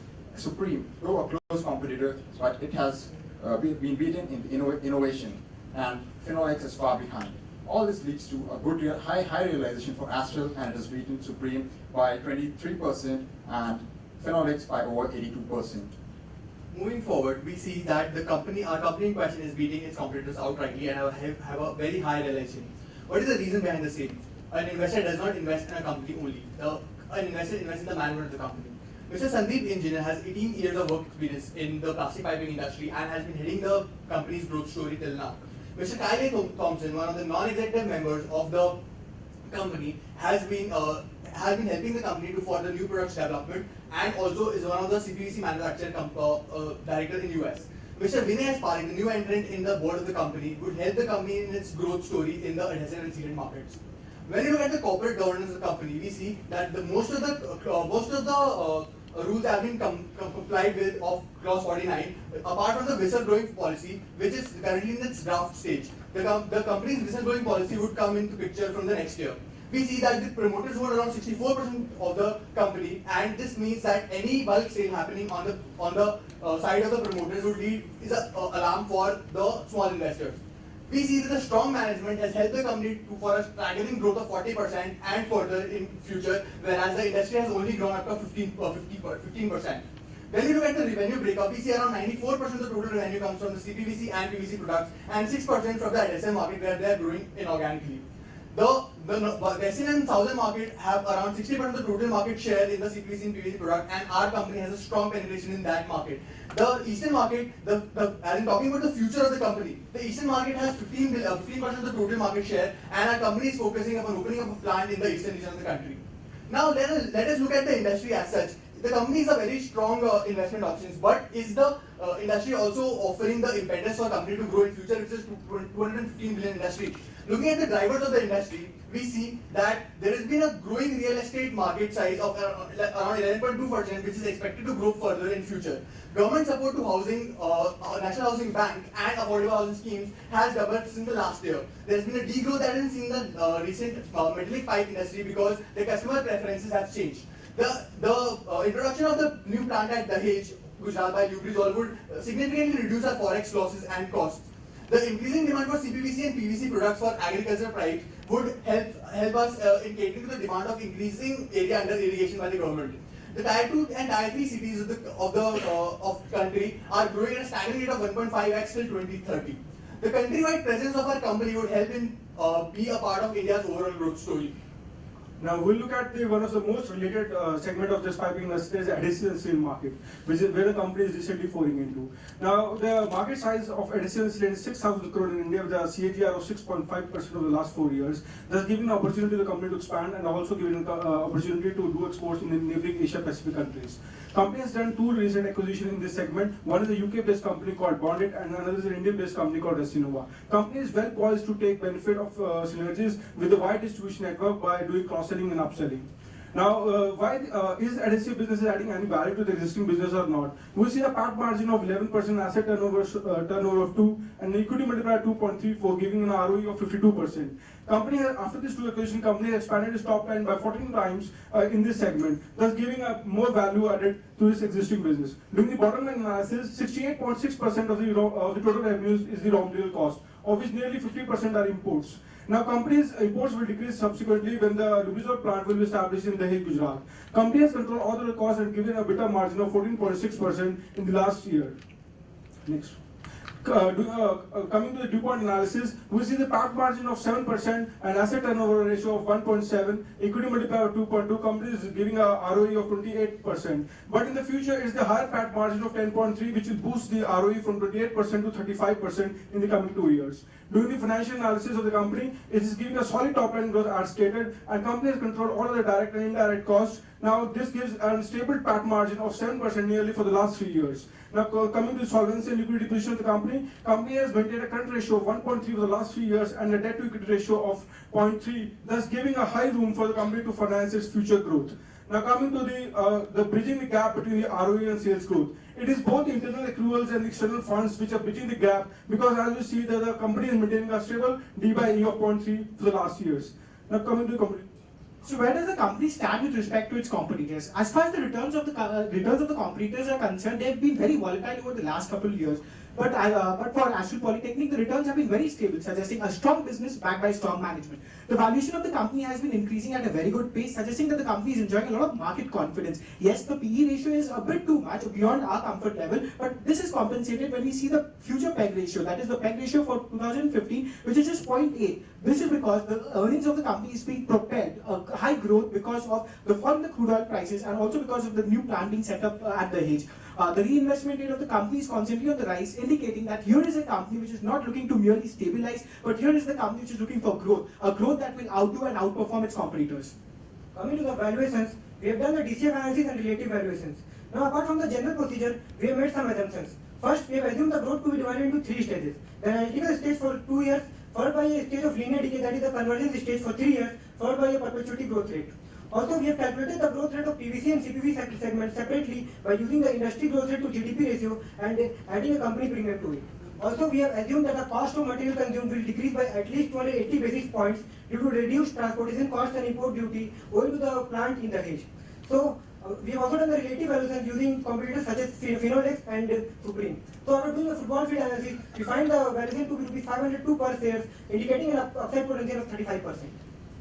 Our investment analysis will be incomplete without understanding the potential risks involved. We've classified the risk into 2 parameters. Number 1, strategic risk. Now, the business model of the company emanates 2 important characteristics. First of all, the company is heavily technologically dependent. This means that tomorrow if a competitor comes with a better, superior technology, our market share is wiped, to say the least. Also, we are heavily dependent on dealers and distributors. So, tomorrow, if we are losing out on the opportunity to directly serve the clients, the financial risk takes into account 2 risks, the interest rate risk and the forex risk. We perform the stress test to understand what is the impact of the finance cost on our recommendation, and we see that even if the financial cost increases by 44%, there will be no impact on our recommendation. The macro risk takes into account the crude oil price risk as well as the political risk.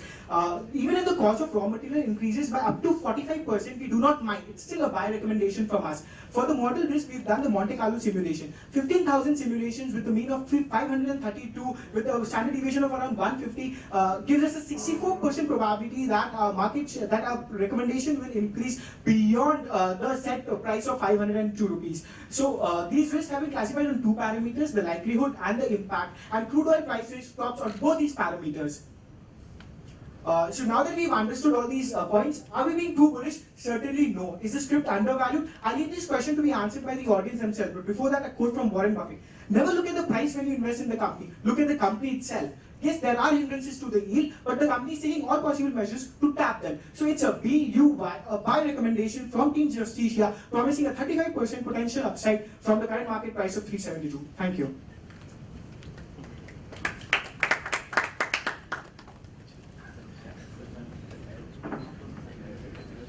You showed us that the PAT margin, all operating margin, whatever margins you showed us, they seem to be astonishingly stable. In fact, I think they were going up. Why is this company's operating margin rising? Can anybody tell me why is this company? So the main advantage of this company is that it is able to pass on the price to its customers. So what is happening while that of the competitors, it has taken a dip. The company is not having any problem because even when there was a... Why is that the case? So because the company, the company has been successful because of its branding and because of its superior technology to come up with a very good product. So who does the technology come from? So the Lubrizol, so the supplier. Okay. Yeah. And suppose tomorrow I went to tied up with Lubrizol, what would happen to this company? So as far as Lubrizol is concerned, so it is very selective in giving its licenses to Indian companies. At the moment, there are just 2 companies who are having Lubrizol's license. And Astral is the only company who is having license for 3 Lubrizol products, actually 4 Lubrizol products. You're right, that is the case. It was to start Lubrizol, given the size of the Indian market, giving the license to 3 other companies. They're also a listed entity, they want to grow in India. And the more companies they sign up with, the more growth they will see. So that's correct. But when we look at the Lubrizol's agenda in India, we see that currently for the 4 products, for bendables, we have a license for 20 years. For fire sprinklers, we have a license of 5 years. Is it an exclusive license? It is an exclusive license, and Lubrizol would not give this license to anyone else for this product. And all our valuations include the impact of these new products on the future years. Anybody else other than Lubrizol who makes these composites? So there are actually 3 other players in this for CPVC, and 2 are from Japan and 1 is from France. But Lubrizol is the Lubrizol is having the monopoly in this industry, and it is having the best technology in CPVC. The French and the Japanese, have they entered India? Yes, the small players are taking CPVC resin from these companies only, because Lubrizol doesn't give resin to all other companies. Your cost of equity of 12%, I was quite intrigued to see that. How do you get that? Leaving aside whatever beta and all that, how do you get 12%? We have taken an arithmetic mean of the last 5-year spread of the company. And we have that gives us a market rate of interest to be 12.65%. And we have calculated the beta using the covariance method, which gives us the cost of equity to be around 11.85. And you find that a believable number that a small cap pipes company can have cost of equity of 12%? We calculated data from last 5 years data. So again, I mean, I focus the training on the top-down numbers you have used. So I was very intrigued by your concrete estimates of India's real estate market and how it is growing. How did you arrive at that market? Sir, all the figures that have been quoted about the industry as such has been taken from various industry reports. It said student research. So what? Yeah. So as per the rules, we are supposed to it's a student research when we do a research from multiple reports. So it was a research undertaken from multiple reports, and we came up with these best figures according to best estimates averages. So these are the. Can you let me know what kind of market size? What kind of houses did you look at? Did you just look at overall construction? Did you take construction GDP? Did you look at real estate GDP from the CSO data? Well, how did you arrive at that number? So, sir, basically, we refer to various reports from KPMG, PwC, and also various Indian research reports. So, when we looked at the real estate market as such, we saw that there's been a growth of 11.2% to 12%, varying in various reports. I want to understand that real estate market that you've taken. Is it the tier 1 urban real estate market? Is it the comprehensive real estate market? Does it include rural housing as well? So yes, so basically it's a comprehensive real estate market. So we've talked about the tier 2 and tier 3 cities as well, and also the comprehensive real estate market. So it includes rural market. Yes. Are you sure of that? So the figure of 11.2% is because of the rural of the tier 2 and tier 3 cities market, because they are growing at a rate of around 200%. They're expected to grow at a rate of around 200% till 2030. Okay, and irrigation market, you also showed some estimates. How important is it for Astral? So sir, Astral has launched 2 new products. One is column pipes and another As is of now, as part of the business, how important is it? How important is it for the investor to know? Sir, it is very important because the agricultural pipe segment is a 100 billion market, and our contribution towards that market is very low. We are only around 4% of the total PVC market as such. So when we look at the easier answer to save on time as well would be, of your fair value, what percentage comes from the agri pipes? So currently 4%, and we after the new launches of new product, we see that the market size is going to around 7 to 8% according to our valuations. Market size or No, Astral's? our Astral's penetration to the market. And so why do you think that will happen? What will happen to the We have irrigation? till now we. Because we see that the revenue is shifting from a project mix to the retail mix because of the branding done by the Astral. So that's why we see that the revenue will be generated more from the retail segment than the project segment. So, sir, just highlighting his point, now our pipes are known as Dabang pipes for the local farmers, where the real purchase is made. So such branding is really helping us in the retail mix. Why is CPVC? Is it a better product? You said, right? Why is it? Yeah, CPVC is chlorinated PVC. Basically, it's a high temperature application product, so it can bear a temperature of,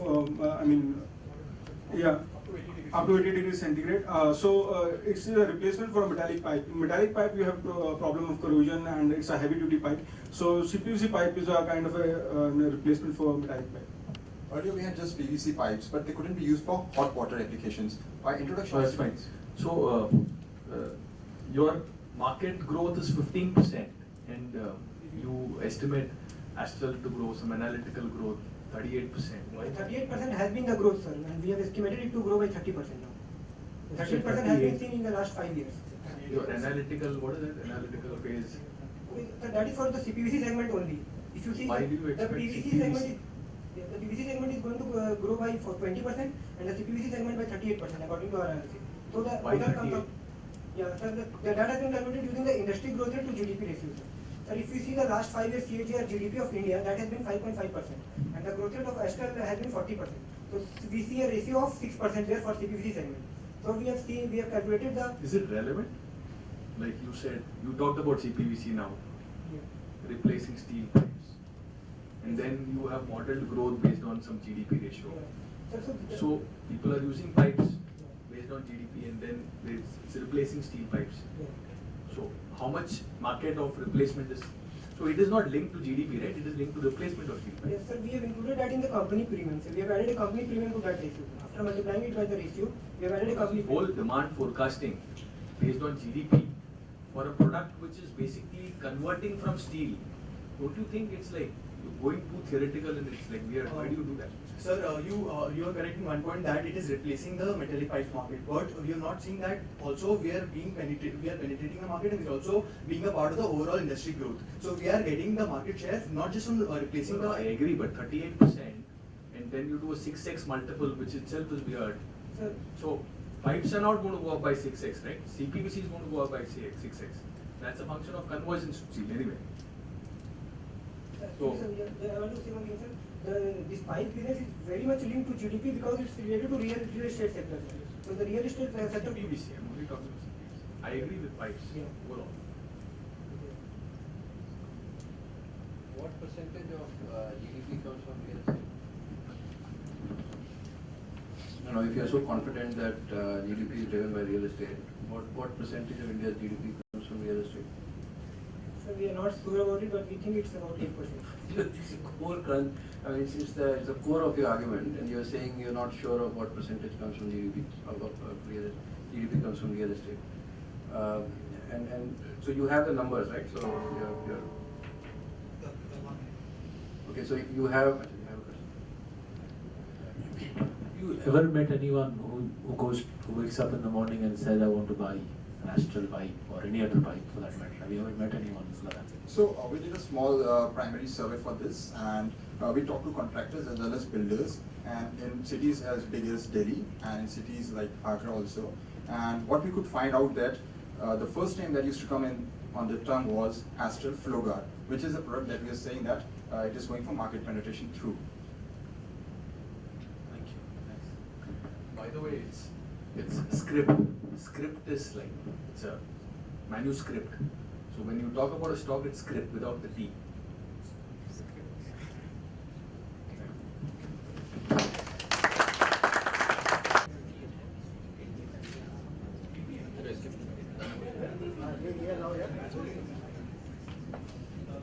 background में है sir उसी के लिए तो भाग रहा था ठीक है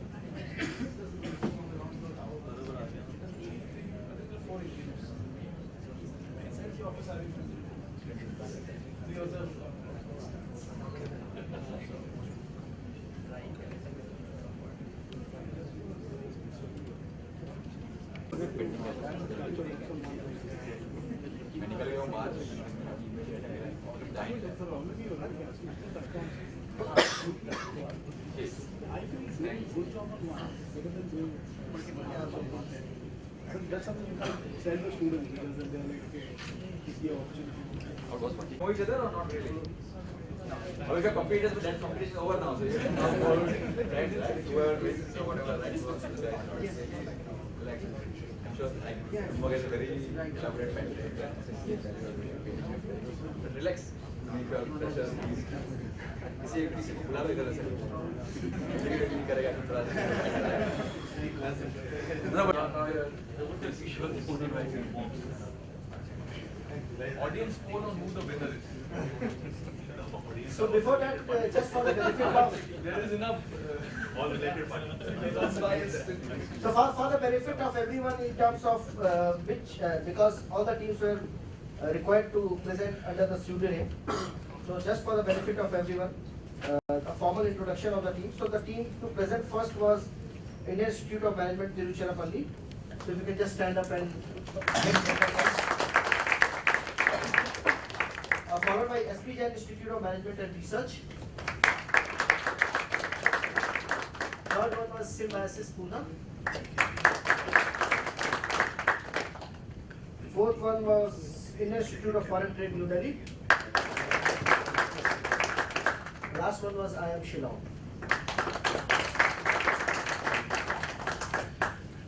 So can I ask the judges to please come on to the Asia Pac regions, and we don't have any first or second as per the process and rule that we have followed. So not in any particular chronological order. One of the teams which will move on to the Asia Pac region, and the first winner for our national final CFA Institute Research Challenge 2014-15, I am Tiruchirappalli.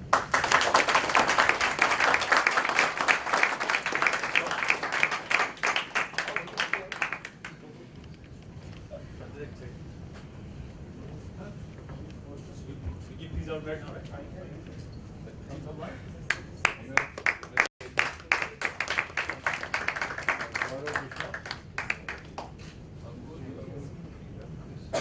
We'll take a group. We'll take a group. Come. We'll take a group. So let's give the certificates that everybody has.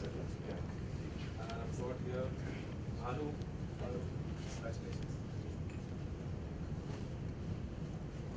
Just get behind. This is.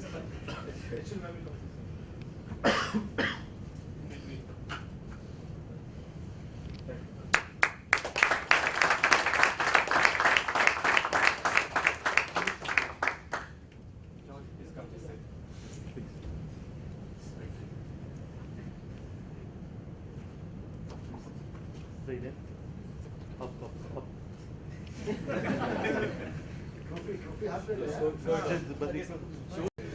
This was, by the way, a consensus. The second one wasn't so much of a consensus. Congratulations. Even though there is no one or two, I said. Group लिया ना group लिया ना अभी group लिया ना इधर The second winner, and again I reiterate, there is no first or second, this is just the way of mannerism of speaking.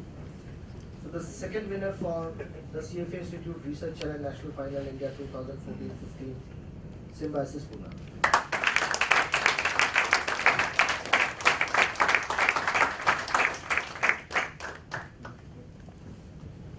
We'll take a group. Take it. We'll take a group. Let's just give the second group, please, and let them have those. Take the trophy.